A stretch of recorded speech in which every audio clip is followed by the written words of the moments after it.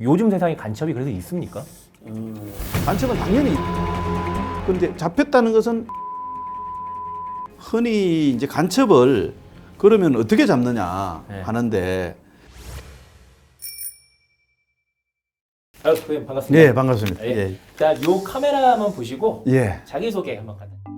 저는 현재 서울 이제 성북구에 있는 서경대학교 장교 양성하는 학과입니다. 군사학과 최성준 교수입니다. 잘 모를 수 있는데 요즘 세상에 간첩이 그래서 있습니까? 있습니다. 간첩은 당연히 있는 거고요. 근데 지금은 결론적으로 말씀드리면 그런 간첩은 없습니다. 이제 간첩하면은 저희는 이제 전후 세대에 그 한국 전쟁 이후에 그때는 뭐 간첩이 많이 내려왔었고요. 그 다음에 또 이제 남북이 분단된 지 얼마 안 됐지 않습니까? 북에서 있으면서 남하고 연관돼 있다든지 남에 있다가 북으로 넘어갔다든지 이런 사람들이 간첩으로 넘어오기도 하고 이래서 간첩들이 많이 잡혔고요. 지금이 시대가 어느 시대인데 그런 식의 간첩을 보내느냐. 그래서 대개 지금은 주로 제3국을 통해서 신분 세탁을 해서 이렇게 위장을 해서 들어오거나 어떤 경우에 탈북자로 위장을 해서 들어오거나 이렇게 해서 완전히 신분 세탁을 해서 이제 국내에 들어와서 이제 활동을 하는. 과거 한때 뭐 깐슈라 그래가지고 무슨 저 이슬람 그 사람 조선족이었거든요. 코스전 기록해서 무슨 이슬람 전문가라고 와서 대학 교수도 하고 이렇게 이제 하기도 하고요. 이제 또 그다음에 이제 이런 경우는 있습니다. 원래 대한민국 국민인데 가끔 이제 나오는데 북한에 어떤 경도되거나 포섭되어 가지고 해외에 나가서 접촉을 해서 지령을 받고 그냥 대한민국 국민이 이렇게 모르죠. 그렇게 하는 이런 정도의 유형으로 보면 되겠습니다. 그래서 어떻게 보면 가장 이웃집 아주머니 아저씨 같은 사람이 오히려 간첩일 수가 있다. 그래서 어느 속에서 숨어들어 있는 그런 간첩들이 당연히 있다 이렇게 보시면 되겠습니다. 예. 그래도 조사를 좀 하다 보니까 예. 바로 이게 뭐 바로 나오더라고요. 작년에 실형이 나왔던데 민주노총. 그분들은 이제 현재 여기서 국내 대한민국 국민이죠. 그런데 이제 북한을 직접 가지는 않고 해외에서 가서 북한의 이제 그 공작 요원들을 만나서 지령도 받고 돈도 받고 이렇게 해서 그래서 간첩 활동을 한 거죠. 그게 교수님 말씀하셨던 우리 그냥 같은 단체 속해 있는 사람으로서 이제 숨어드는 사람, 같이 옆에 있는 그렇죠. 사람, 예. 그런 식의 유형인 것 같아요. 예. 그러면 그 간첩들이 우리나라로 들어오는 주요 코스, 요거 한번 설명해 주시면 좋을 것 같아요. 대표적으로 탈북자로 이제 들어왔는데 공작조가 있었죠. 황장엽 암살조.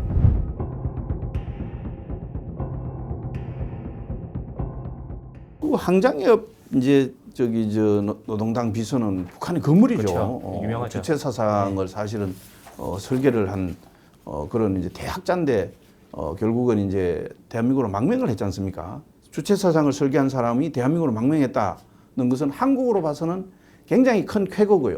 북한으로 봐서는 큰 충격입니다. 북한으로 봐서는 이제 배신자지 않습니까? 그죠? 배신자 중에서 가장 큰 배신자죠.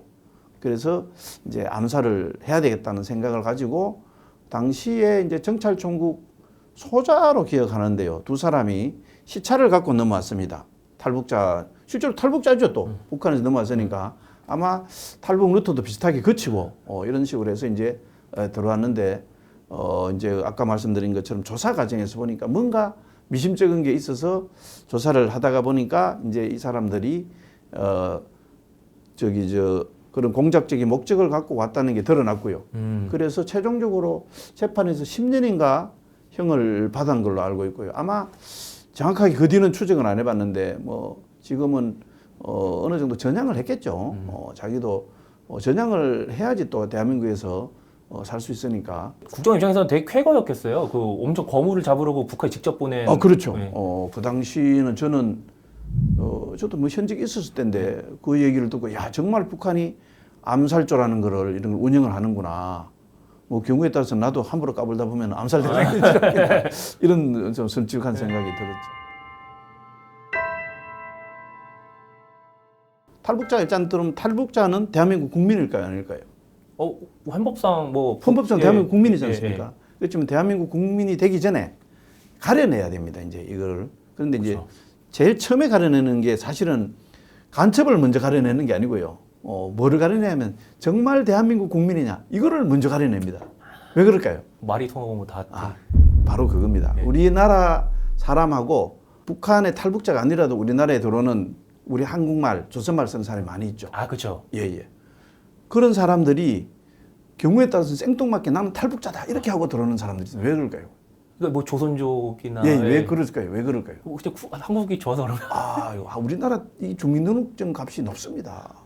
예를 들어서 조선족이 정말 죄송한 얘기지만은 조선족으로 들어와서 일을 하려면 제한이 많습니다. 그런데 탈북자로 들어오는 순간에 바로 대한민국 국적을 갖잖아요. 그럼 무슨 일이든지 다 할 수 있습니다. 대한민국 국민으로. 그래서 1차적으로 그걸 가려내는 일이 굉장히 힘듭니다. 그걸 가려내야 되겠죠. 그것도 국정원이 같이. 그게 이제 합신소라고 해서 국정원 중심으로 주도를 해가지고 관계기관이 하는 합신소가 있습니다. 거기서 1차적으로 이제 가려내거든요. 뭐 이거는 조금 민감하면 거의 알려진 거니까요. 가려내고 이제 그 과정에서 이제 정말 무슨 목적으로 탈북을 했는지 저게 오히려 북한 간첩이라고 하는 사람도 있을 수 있습니다. 나 북한 간첩이다. 와서 그러면은 이제 자기가 북한 간첩이라고 와서 간첩 행위를 하지 않고 빨리 전향을 하면은 전향하면은 우리가 대한민국 국적을 얻어서 그때부터 살 수 있지 않습니까? 그래서 저는 심지어 제가 북한 간첩이라고 주장을 하는 그런 사람도 본 적이 있습니다. 뭐 어떻게 보면 그만큼 우리나라가 북한에 비해 압도적으로 그렇죠. 좋은 바로 그거죠. 국가니까. 바로 그거죠. 북한뿐만 아니고 다른 이웃 예를 들어서 뭐 우리가 조선족이 살고 있는 저기 중국이나 그다음에 러시아 같은 나라도 훨씬 더 여기 오면은 인컴이 더 훨씬 낮고 그러니.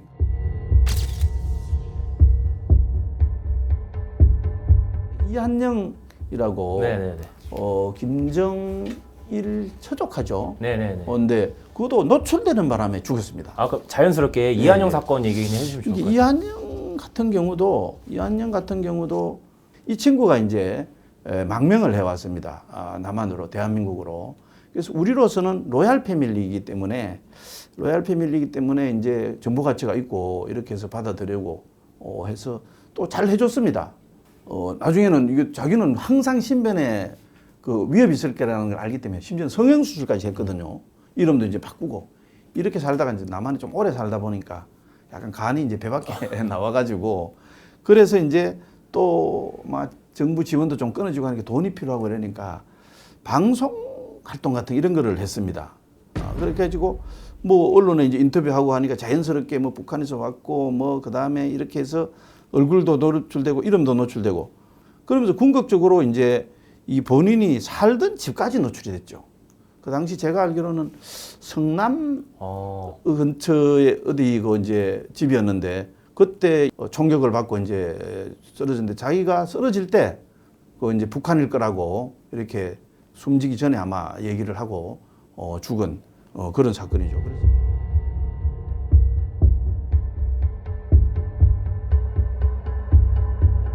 그래서 자기가 뭐 우리나라는 총기가 엄격히 제한되어 있고 총을 쏠 사람이 없지 않습니까? 그래서 잡지는 못했습니다. 잡지 못했는데 거의 뭐 100% 북한이 아니겠느냐 이렇게 추정을 하죠. 북한은 그런 그 간첩을 계속 양성을 하고 있는 거예요? 간첩 양성 기관이 있습니다. 아직도.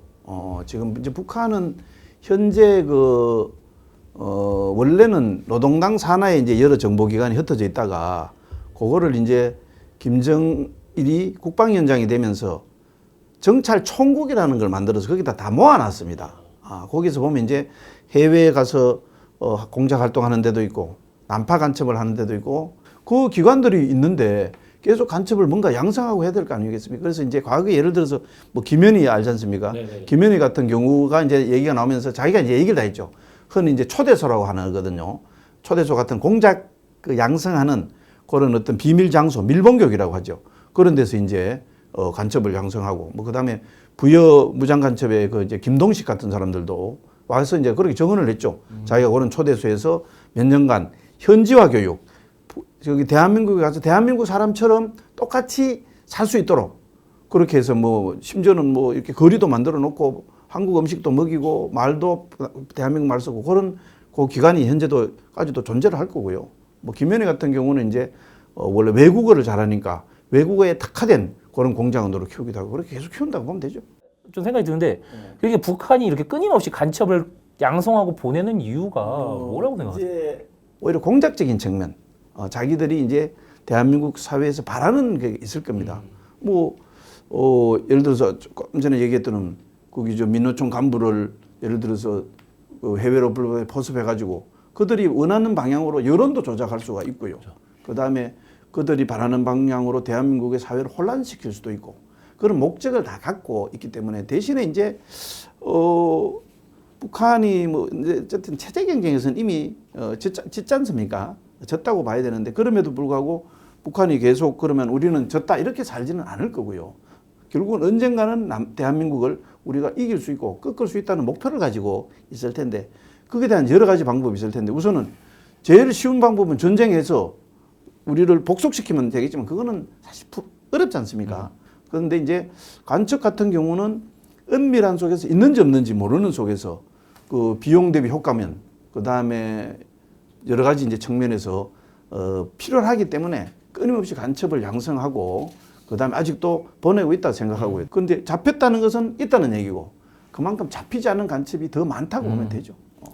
그러면 이제는 그 잡히지 않은 간첩을 잡기 위해 우리가 성공했던 사례를 조금 얘기해 볼까 하는데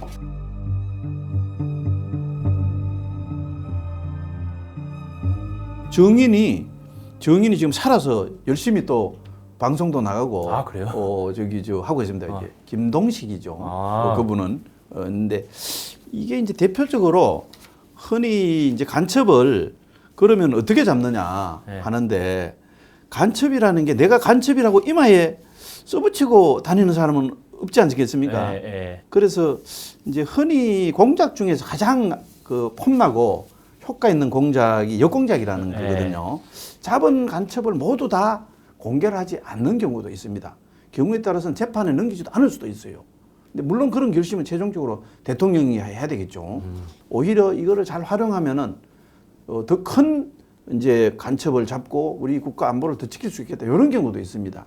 이제 그럴 때 흔히 이제 하는 게 역공작이라고 하죠. 그래서 역공작 중에 이제 대표적으로 공개된 역공작이 보면은 그 흔히 말하는 부여무장 간첩 사건인데요. 원래 이제 이 부여무장 간첩의 김동식은 그 이전에 할머니 간첩이 있습니다.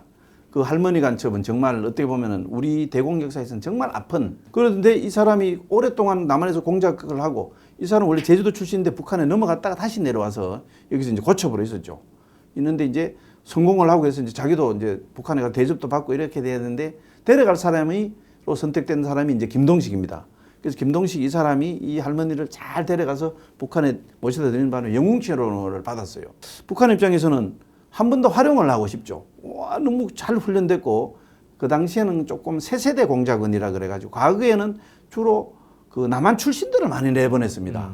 그런데 남한 출신들을 내보내니까 여러 가지 위험성이 따르니까 이제 완전히 북한 출신인데 아까 얘기한 것처럼 간첩 양성소에서 완전히 남한 사람처럼 대한민국 사람처럼 만들어서 내려보내는 이런 형태의 1세대가 이제 김동식이 세세대 공작원입니다. 그래서 좋은 성공을 하나 하고 왔기 때문에 본인은 뭐 얘기 들으니까 다시 가기 싫었다 그러더라고요. 그런데 이제 당이 선택해서 다시 내려보냈는데 이제 두 사람을 내려보냈죠. 내려보내가지고 이제 그 과정에서 재밌는 거는 또 와서 뭐 여러 운동권 사람들도 만나고 합니다. 그리고 심지어는 간첩인 것처럼 비슷하게 뭐 뉘앙스도 풍겼는데 뭐 아무도 신고를 안 했다. 이런 얘기를 하는데 어쨌든 간에 실제로 김동식이가 한국에 왔다는 사실까지는 몰랐는데 그 당시에 이제 봉화 1호라는 이제 고정 간첩을 한 명 잡았습니다.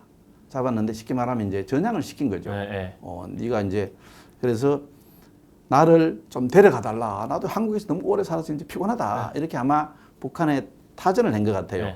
그래서 아마 김동식이는 그 봉화 1호도 데려가고 그다음에 이제 다른 간첩 활동도 하고 이런 두 가지 임무를 때리고 왔습니다. 그래서 그런 이제 간첩 활동을 하면서 마지막에 이제 봉화 1호를 데려가야 되는데 봉화 1호 입장에서는 온다는 사실을 알고 있었습니다. 이제 절에 있었죠. 어제 중청도 부여에 절에 있는데 온다는 사실 언제 누가 오느냐는 북한은 절대로 안 알려주겠죠. 그래서 그런데 그러니까 이제 봉화 1호도 우리 이제 수사 당국에 오기는 올 거다. 이렇게 이제 선임으로 이제 중청도에 있는 절에 있었는데 언제 나타날지 모르니까 우리도 이제 아마 올 거라는 걸 아니까 계속 잠복을 하고 있었죠. 언젠가 올 거다. 그런데 이제 어느 날 보니까 젊은 두 사람이 이제 이 사람도 계속 의심을 할 거 아니에요. 이게 뭐 간첩은 의심 자체가 직업이잖아요. 자기 직업이 의심하는 거인데 그러던 차에 절에 이제 접근을 했는데 그때 아마 봉화회로를 직접 만나지를 못하고 탐색전에 들어갔는데 그때 이제 그 김동식 씨 얘기에 따르면은 자기가 이렇게 이제 한번 일정 1차 탐색을 하고 내려오는데 어떤 소형차 한 대가 오더니 뭐 어디 내려가느냐 신도냐 내가 태워주겠다. 그런데 이제 그 차를 타지 않았다고 합니다. 그런데 그 사람이 아마 이제 잠복했던 수사관이었던 것 같아요. 나중에 달아나는 과정에서 결국은 김동식의 조장인데 자기 조원은 죽고 김동식만 살았죠. 돌아가신 분은 뭐 사살당하신 건가요? 그렇죠. 작전 과정에서 사살당했죠. 네, 저는 사실 들으면서 네. 궁금한 게 이게 그 촛불을 어떻게 입수를 그러니까 그거는 정말 말할 수 없는 이제 여러 가지 노하우가 이제 있죠. 오랫동안 축적된 자료라든지 이런 걸 가지고 하지 않으면 불가능합니다. 사실상 그걸 여기서 말씀하시기에는 이건 국정원 자체 하면 영업 비밀. 그렇죠. 그거는 뭐 진짜 흔히 말하는 영업 비밀. 네. 우리가 영업 비밀도 중요하죠, 그죠? 네. 간첩 수사라는 게 한마디로 뭐 하나 건수 있다고 바로 수사를 할 수 있는 게 아니라 정말 오래 보고 그걸 다 따져야 될 것 같아요. 간첩은 지금 조금 우려스러운 게 이제 경찰이 이제 대공수사를 이제 그동안도 해왔고요. 이제 거의 이제 완전히 떠맡아서 하지 않습니까? 조금 우려스러운 거는 경찰은 보직 변경이 좀 빠른 편이고 그 다음에 어떤 한 사건을 집요하게 들여다보기가 굉장히 어려운 구조가 조금 있습니다. 그런데 뭐 간첩 어떤 경우는 10년씩 간첩 수사 자체가 공작입니다. 그리고 예를 들어서 어떤 의심스러운 사람이 있을 수 있잖아요. 간첩으로 의심스러운 사람. 그러면 그 사람을 예를 들어 우리가 전체주의 국가 같으면은 그냥 잡아다가 뭐 어디 지하실에 쳐놓고 너 간첩 아니냐 하면 되겠지만 그렇게 할 수 없는 그렇죠. 거고요. 없는 거. 근데 그런 점에서는 이제 그게 어떤 국정원이 그동안 부여무장 간첩 사건이라든지 그런 걸 보시면 아시겠지만은 우리가 이제 1945년에 남북 분단되고 그때 이제 한국 전쟁, 6.25 전쟁 이전에 서로 왔다 갔다 많이 하다가 이제 6.25 이후에 완전히 이제 분단이 고착화 되면서 많은 간첩들이 오고 그걸 수사하는 과정에서 축적된 오랜 노하우가 있습니다. 그래서 그런 걸 통해서 이제 장기적으로 봐야 되죠. 국정원도 그냥 손 놓고 있는 건 아니고 대공 정보를 입수를 합니다. 정보를 입수해서 그 정보를 이제 가지고 최종적으로 추적해서 수사기관에 넘기는 거죠. 경찰에 넘겨서 이제 거기서 최종적으로 수사를 통해서 간첩을 잡아내는 건데, 뭐 어느 나라든지 이렇게 정보와 수사가 분리되어 있는 나라들도 상당히 많이 있습니다. 그런데 우리는 북한이라는 존재가 이 사람들은 이 북한은 이 간첩을 위해서 난파시켜서 공작하는데 특화되는 사람들이거든요.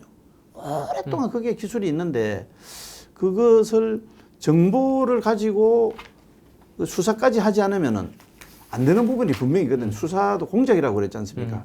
그런 역량은 불가피하게 떨어지지 않을까 그런 생각이 들고요. 떨어져도 대한민국이 건강하니까 괜찮을 거다. 저는 이렇게 스스로 위로를 하고 있습니다.